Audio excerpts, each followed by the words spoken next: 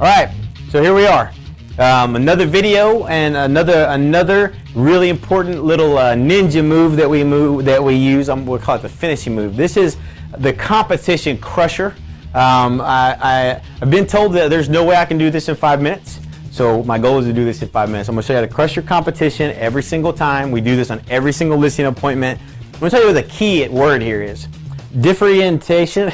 I can't even say that word. Differentiation. So I think I said that right. If not, I mean, there's no spell checker on this stupid thing either. So if I spell things wrong, I'm apologizing up front. So what you want to do is you want to be different. If you can't establish yourself as different, then you must be the same. Okay? And that's how real estate agents are looked upon by home sellers, especially sell by owners, whoever it is that you may be going out on an appointment. They think that we're all the same. So in terms of how to make yourself completely different, I want to show you something that I do on every appointment, and this is some ninja stuff, so you're definitely going to love this. I don't do a CMA. In fact, I actually point out, once we built rapport, we're sitting down at the table, I have tons of market reports. It looks like literally like I'm a scientist of some sort. I've got all these graphs and everything out, and I'm talking literally in Chinese as far as they're concerned. Okay, but I know the market, and it's all important. Market absorption, we're looking at price ranges, we got all these graphs and everything, basically looking at everything. And before I break out all these graphs, and I'll tell you some of the ones I use, brokermetrics.com is one, realmarketreports.com is another one. There's lots of different programs. Your MLS probably has something that you can get and use all these reports from. You can print out all these reports on the market. And the reason I do that is because it's critical. If you're going to put your home in the market, you got to know what's going on in the market trends, local economy, that sort of thing.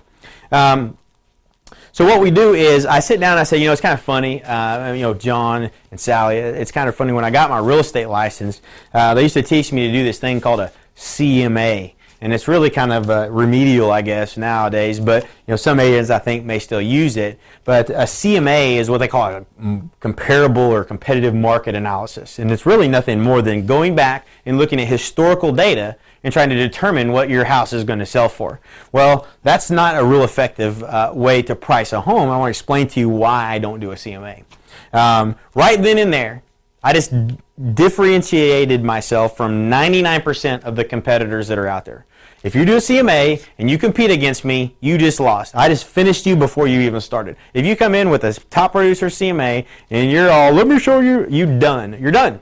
You can't compete with me now. You're on another level. Now, what I did was I made it sound less threatening. I mean, I didn't really talk. You never talk bad about your competition. But what I did was, what you're going to be able to do is you're going to be able to utilize something different that makes you seem more knowledgeable than your competitor from now on. That's all that I do.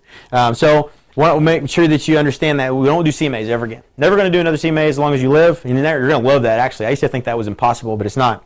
So what we want to do is we want to show them why a CMA doesn't work. So would you drive your car looking in a rearview mirror? Is that how you would drive it? No? Okay. Well, if you wouldn't drive your car in a rearview mirror, then why would you look in the rearview mirror to try to determine what your home is worth today? Okay, we don't sell anything that way. Nothing that you would ever sell, you go back in history 3, 6, 9, 8, 10 months and try to determine what something's going to sell for today. That's not how you value property. And it's definitely not going to net you the most money. And that's what I'm here to show you is what we're going to do to net the most money. And the way we do that, essentially, how we're going to do that is we're going to look at some different things. Some of the things that the CMA doesn't do, just so you know, these are the things that we are going to look at. Is what was the competition on the time at the time of the at that time when it sold. So would you agree? Any of you real estate agents, I know you guys all know this. That was the market worse 6 months ago? Was it worse a year ago? So the further back you go, the worse the comparable sales were, right? So that's not a real good thing to consider. A CMA does not take that into consideration.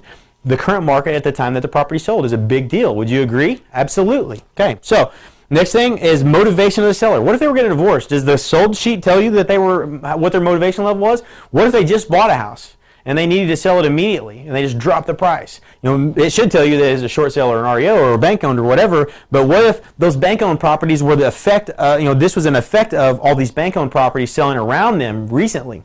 So that's another issue. Condition, does it tell you if it smelled really horrible? You think that might have an effect on value? If that house stunk and really terrible when you walked in, or if it was staged, it wasn't staged at all, the furniture was nasty, or it wasn't cleaned up, do you think all those things may have factored into why it sold at that price? And what about the agent? Who priced the house? Where'd they come up with the price? Did the agent price it? Was the seller just guessing? I mean, they could have priced it too high and had to come way down. What about the agent's ability to negotiate? Did the seller take the first offer that came along? Was it a really low offer? Did it sell? What price did it sell at?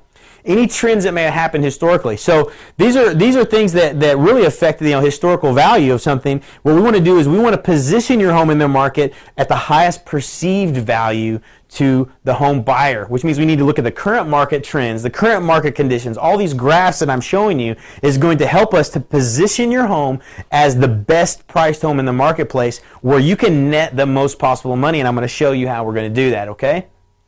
And that's it. So that's pretty much it. This is the finishing move we do. You might want to watch that again. I talk a little fast. I apologize for that. I still hope that this was valuable and it's something that you can use. I strongly suggest that you stop doing a CMA. Not in terms of using historical data to support the value. We do still use some historical data, but I don't formulate it in the plan of a CMA. We talk very much about the market, perceived value, and how to net the most money for the seller. So that's how you crush your competition every time. Real simple stuff. Hope you enjoyed it. Appreciate it. We'll see you at the top.